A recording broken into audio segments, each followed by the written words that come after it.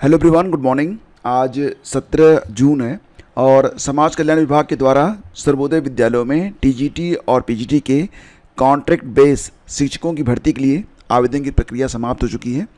उम्मीद की जा रही थी कि हो सकता है कि डेट बढ़े, लेकिन डेट यहाँ पर नहीं बढ़ी है। ऑफिशियल वेबसाइट पर फ़िलहाल जो जानकारी मिल रही है उसमें क्या लिखा गया है आप यहाँ पर क्लियर देख सकते हैं कि आवेदन की तिथि जो है वो समाप्त हो चुकी है। तो वेबसाइट अब बंद हो चुकी है। फ़िलहाल बहुत बड़ी संख्या में लोगों ने आवेदन किए हैं। हालांकि संख्या जो रिक्तियों की संख्या है वो हज़ारों में भी नहीं है, सैकड़ों में ही है। वो भी मुझे लग रहा है ना बहुत ही कम है। टीजीटी में तो कुल मिला के लगभग 300 के आसपास पद बनेंगे या इससे भी कम। पीजीटी में पदों की संख्या ऑलरेडी कम होती ही है और फिलहाल आवेदन की जो प्रक्रिया है ये ख़त्म हो चुकी है। अब कुछ दिनों के पश्चात अब यहाँ पर अभी आपको मैं बता दूंगा, फिलहाल अभी कुछ पता नहीं है कि इंटरव्यू के लिए जो चयनित होंगे अभ्यर्थी उनकी सूची यहाँ पर लगाई जाएगी। तो अगर आपने यहाँ पर आवेदन किया हुआ है तो अगर आप चाहें तो चैनल को सब्सक्राइब कर सकते हैं ताकि जो भी लेटेस्ट अपडेट आपको यहाँ पर आएगी वो प्रोवाइड की जाती रहेगी। तो फिलहाल फ्रेंड्स ये अपडेट निकल कर आ रही है जो आपके राजकीय आश्रम पद्धति विद्यालय हैं, सर्वोदय विद्यालय, उसमें शिक्षक भर्ती संबंध में आवेदन की प्रक्रिया फ़िलहाल बंद हो चुकी है, ख़त्म हो चुकी है। और एक और भी अपडेट यहाँ पर आपके सामने है जो कि आप यहाँ देख सकते हैं। तो फिलहाल आरपीएससी यानी कि राजस्थान पीजीटी के लिए फर्स्ट ग्रेड भर्ती परीक्षा के लिए एग्ज़ाम डिस्ट्रिक्ट लोकेशन जारी कर दी गई है। आप वेबसाइट पर आएंगे, यहाँ सबसे ऊपर ही आपको ये दिखाई देगा। यहाँ पर आप क्लिक करेंगे ना तो आप अपना application number, date of birth डालेंगे और इसके बाद ये कैप्चा डालकर सबमिट करेंगे तो आपको पता चल जाएगा कि जो आपका एग्ज़ाम डिस्ट्रिक्ट है वो कौन सा रहेगा। अभी एडमिट कार्ड जो है ना वो एग्ज़ाम से 3 दिन पहले जारी होंगे। तो ये 2 अपडेट्स हो गई। और रही बात ये कि यूपी टीजीटी और पीजीटी के बारे में क्या अपडेट निकल कर सामने आ रही है फ्रेंड्स, तो यहाँ पर काफ़ी सारी अपडेट्स हैं। आप अगर देखेंगे तो शिक्षा सेवा चयन आयोग ने फ़िलहाल जो संकेत दिए हैं वो ये है कि टीजीटी की जो परीक्षा है ये 30 और 31 जुलाई को कराई जा सकती है।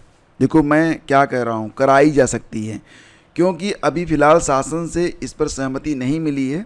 और जानकारी ये मिल रही है कि फ़िलहाल जो अध्यक्ष महोदय हैं वो शासन से वार्ता करने के लिए लखनऊ गई हुई थी। तो कल बड़ी संख्या में युवा मंच के लगभग 100 से ज़्यादा लोग पहुँचे थे शिक्षा सेवा चयन आयोग पर। उनकी वार्ता अध्यक्ष से तो नहीं हुई, कारण ये था कि अध्यक्ष थी ही नहीं।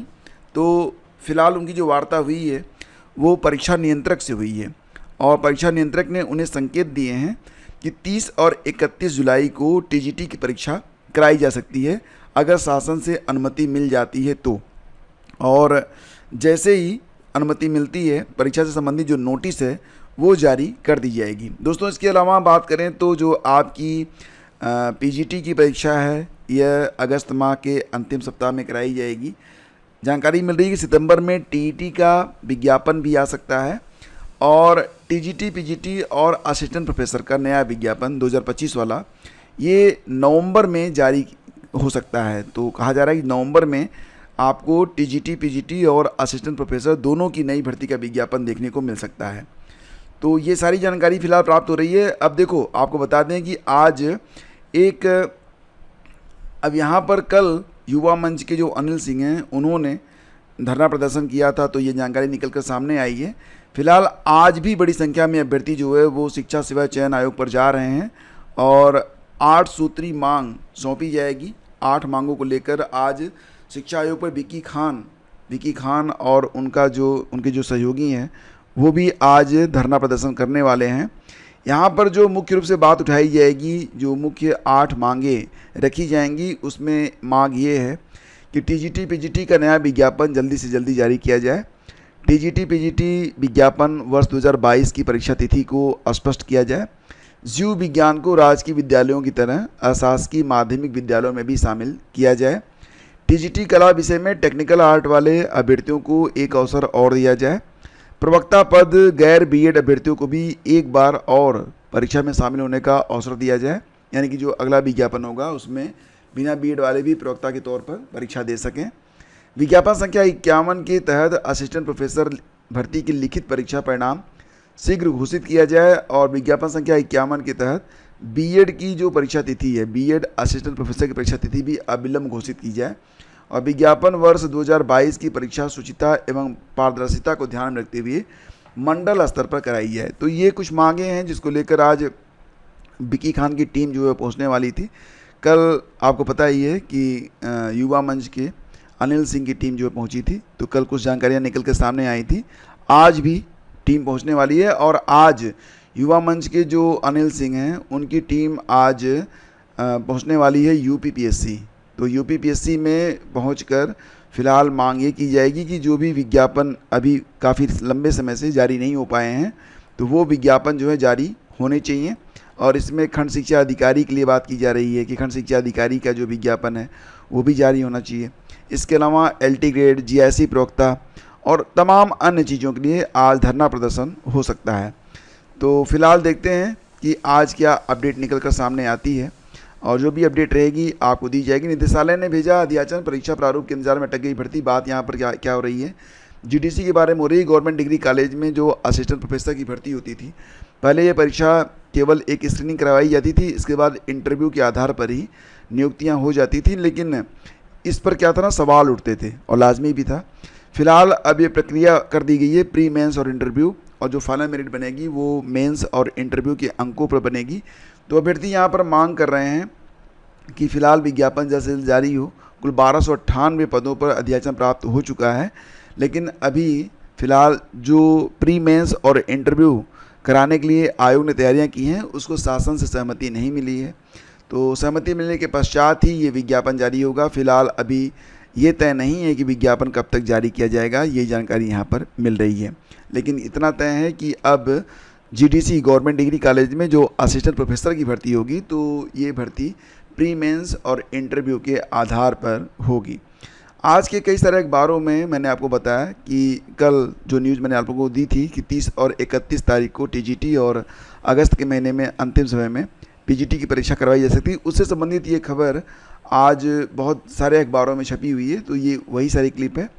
और ये भी है कि आज फ़िलहाल बहुत बड़ी संख्या में जो अभ्यर्थी हैं वो यूपीपीएससी पहुंचने वाले हैं, जैसा कि आप इस न्यूज़ क्लिप में देख सकते हैं कि 17 जून यानी कि आज लोक सेवा आयोग पर गरजेंगे प्रतियोगी।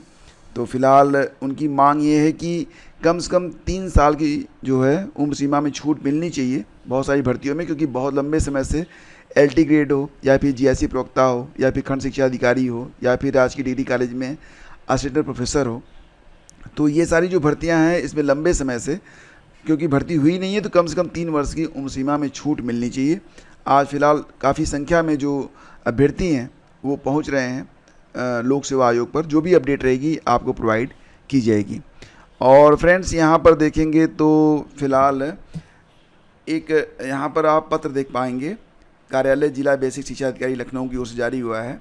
50 से कम नामांकन वाले विद्यालयों का एकीकरण किए जाने के संबंध में यहाँ पर ये कहा जा रहा है कि अगर विकास खंड में 50 से कम नामांकन वाले विद्यालयों के समीपस्थ विद्यालय की सूचना उपलब्ध कराएं। मतलब ये है ना कि जहाँ पर बहुत कम नामांकन हो पाए हैं बच्चों के, उन विद्यालयों के बच्चों को निकट के विद्यालयों में भेज दिया जाए। तो इस प्रकार से तो स्कूल बंद करने की बात यहाँ पर हो रही है और निश्चित रूप से ये अच्छी बात तो नहीं है, लेकिन फ़िलहाल ये चल रहा है। और यहाँ पर आप देख सकते हैं आज के अखबारों में भी इससे संबंधित एक न्यूज़ आई हुई है कि प्रदेश में कम छात्राओं वाले परिषदीय स्कूलों का जल्दी विलय किया जाएगा। इस संबंध में सोमवार को शासन की ओर से एक आदेश भी जारी कर दिया गया। अपर मुख्य सचिव बेसिक शिक्षा दीपक कुमार की ओर से प्रदेश के सभी जिलाधिकारियों और जिला राज्य परियोजना अधिकारियों के नाम जारी आदेश में कहा गया कि जिन क्षेत्रों में वहां के परिषदीय प्राइमरी स्कूलों में बच्चों की संख्या कम है उनके विलय किए जाने की प्रक्रिया शुरू की जाए। आदेश में इसके तमाम फायदे बताए गए हैं। कहा गया है कि इससे विद्यालयी शिक्षा व्यवस्था में नवाचार और सुधार की अपार संभावनाएं होंगी। भौतिक और शैक्षणिक संस्थानों जैसे विद्यालय भवन, कक्षा कक्ष, आईसीटी उपकरण, विभिन्न शैक्षणिक सामग्री आदि का समुचित और साझा उपयोग से शिक्षा व्यवस्था अधिक प्रभावशाली और विद्यार्थी केंद्रित हो सकेगी। विद्यालयों में संसाधनों के समन्वित उपयोग से न केवल शैक्षिक प्रक्रियाओं को समृद्ध किया जा सकेगा बल्कि शिक्षक सहभागिता, प्रशासनिक कुशलता से मतलब तमाम चीज़ें बताई गई हैं। लेकिन अब विद्यालय बंद होंगे तो ये अच्छी बात नहीं है। फिलहाल बहुत सारे लोग, आम जनता इससे संतुष्ट है या नहीं, आप कमेंट करके जरूर बताइएगा। और एसएससी की कुछ भर्तियां आने वाली हैं। कहा जा रहा है कि 14 दिनों में जारी होंगे एसएससी की 4 नई भर्तियों के विज्ञापन। तो आगामी 3 महीने में होगी 7 नई भर्ती की परीक्षा।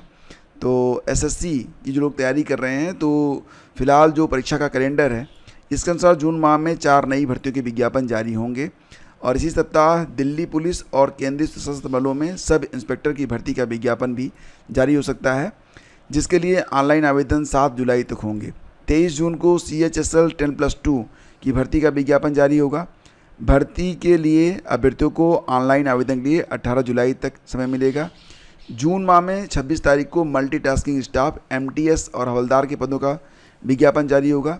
24 जुलाई तक इसके लिए आवेदन जो है वो लिए जाएंगे और 30 जून को जूनियर इंजीनियर का। तो ये 4 भर्तियां हैं जो कि इसी माह आने वाली हैं और बहुत बड़ी संख्या में अभ्यर्थी जो हैं वो SSC की तैयारी भी करते हैं। तो दोस्तों, आज के अखबारों में बस यही सारी आज न्यूज़ क्लिप है और उम्मीद करता हूँ कि ये सेशन आपको अच्छा लगा होगा। तो इसे लाइक और शेयर प्लीज़ आप लोग करते रहिएगा। और देखो, आपके मन में ना जो भी भाव रहा करें आप ज़रूर बताया करिए, क्योंकि हमारा प्रयास रहता है कि हम आप तक केवल रियल और ऑथेंटिक न्यूज़ ही पहुँचा सकें। तो एक और भी खबर है, CBSE पूरक परीक्षा के लिए आवेदन की अंतिम तिथि आज है। तो 10वीं और 12वीं की पूरक परीक्षा यानी कि सप्लीमेंट्री कंपार्टमेंट परीक्षा में बैठने के लिए आवेदन करने का आज अंतिम दिन है। अगर आपके आसपास कोई बच्चा है तो उसे बता दीजिएगा, अदरवाइज़ लेट फीस के साथ 19 जून तक आवेदन भी हो सकता है। तो कह दीजिएगा, उनसे बता दीजिएगा, अच्छी बात है, ठीक है। और इग्नू में दाखिले के लिए आवेदन जो है शुरू हो चुके हैं। तो यहाँ पर इंदिरा गांधी राष्ट्रीय मुक्त विश्वविद्यालय इग्नू की जुलाई 2025 सत्र में open and distance learning mode और ऑनलाइन मोड में लगभग 280 से अधिक कार्यक्रमों में प्रवेश के लिए अधिसूचना जारी हो गई है। आप ये पूरी जानकारी ignu.ac.in पर जाकर ले सकते हैं और फिलहाल आवेदन भी आप कर सकते हैं। तो थैंक यू सो मच हमसे जुड़ने के लिए। हम मिलते हैं आपसे अगले वीडियो में। आगे दीजिए, नमस्कार, जय हिंद।